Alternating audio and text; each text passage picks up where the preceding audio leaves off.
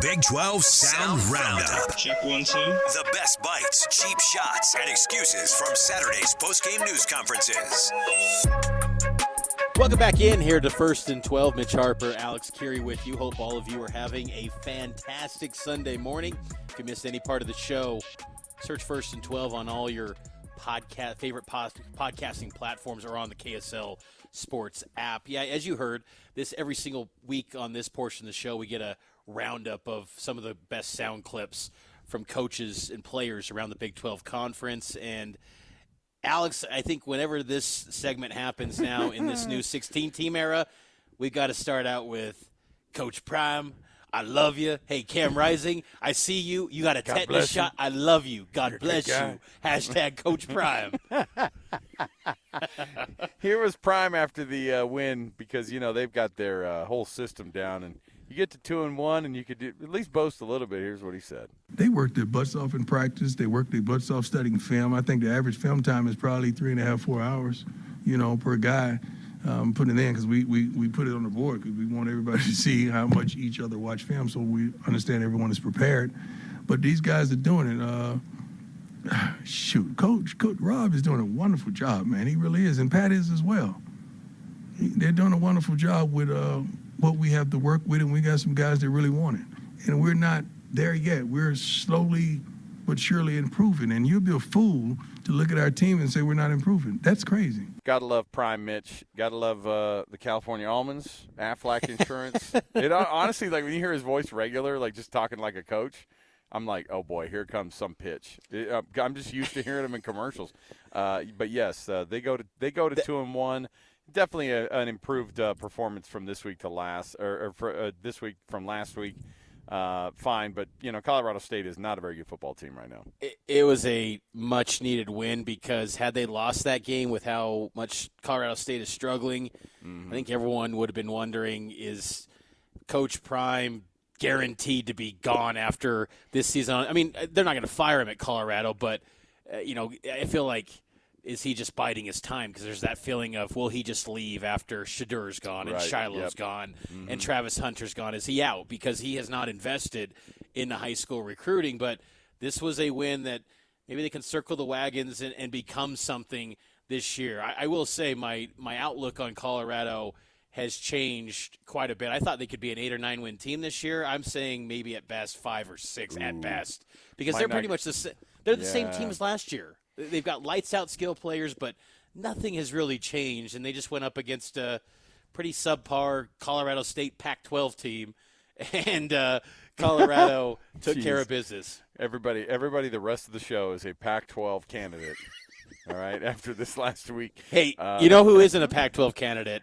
Kansas State. They love life in the Big 12, and, the attention to details in Chris Klieman's program is pretty evident. Every single year, you know what you're getting out of the K-State Wildcats. They were so impressive in that win over Arizona. This was Klieman after the win, and he had a lot of flowers to dish out in his program. We had a really mapped out plan from last Saturday at 3 o'clock in the humidity in New Orleans of how we were going to get to Friday night at 7 o'clock, from hydration to nutrition to practice time to a bunch of walkthrough time.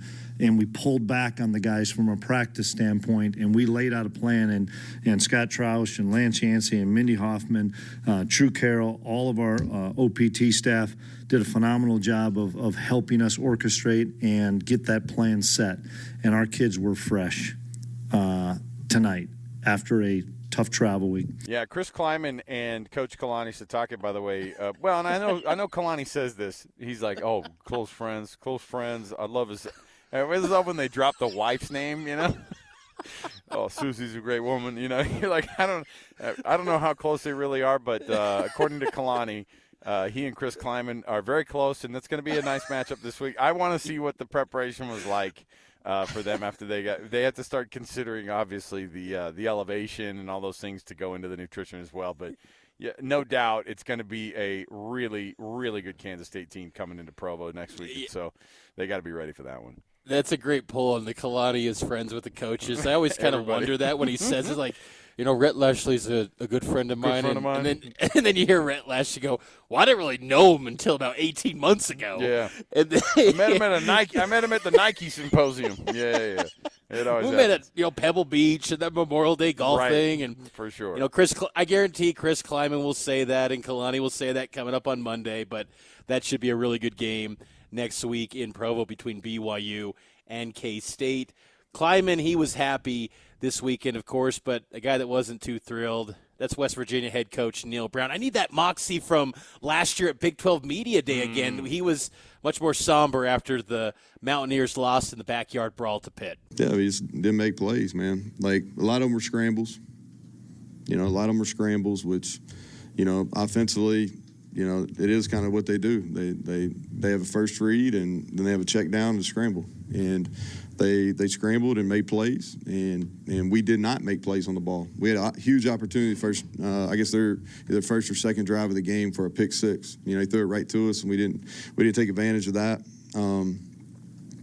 But yeah, a lot of it on scrambles, and then we didn't play the deep ball well. And that's kind of it is when it happens 3 weeks in a row. It kind of is what it is, and so we got to make some changes and some corrections. Yeah, it was 34-24. I think pretty darn late in that game. It might even have been 34-21.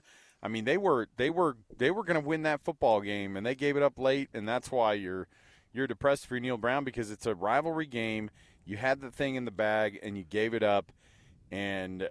Look, they got a lot of work to do, and the Neil Brown from last year feels very different from the Neil Brown this year. I think they'll turn some things around in conference play, but not a good start. Obviously, who they play last week, Albany or whoever it was that they beat the FCS program. And so, they lose to Penn State, they lose to Pitt. Those are forgivable, but, how much does it rub off on your guys when you get the brakes beat off of you at home against Penn State? And then you're winning that rivalry game late, and you don't get it done. So that's a tough one for him. All right, let's take another break here. Guess what we've got? Next hour, we're going to break down BYU and Wyoming. We're going to hear sound from Logan, where Coach Kyle Whittingham broke down how the Utes were able to pull off a win yesterday as well. So tons still to come at you. And, of course, our weekly power poll in the Big 12 that we fight over incessantly. So we'll keep you up to date. We'll keep it going. Hour number 2 right around the corner here. It is First and 12, brought to you by Macy's Grocery Store. The freshest fruits and vegetables from local farms and your local favorite local brands. Macy's, happy shopping. All right, more to go right around the corner. 97.5 the KSL Sports Zone and KSL News Radio.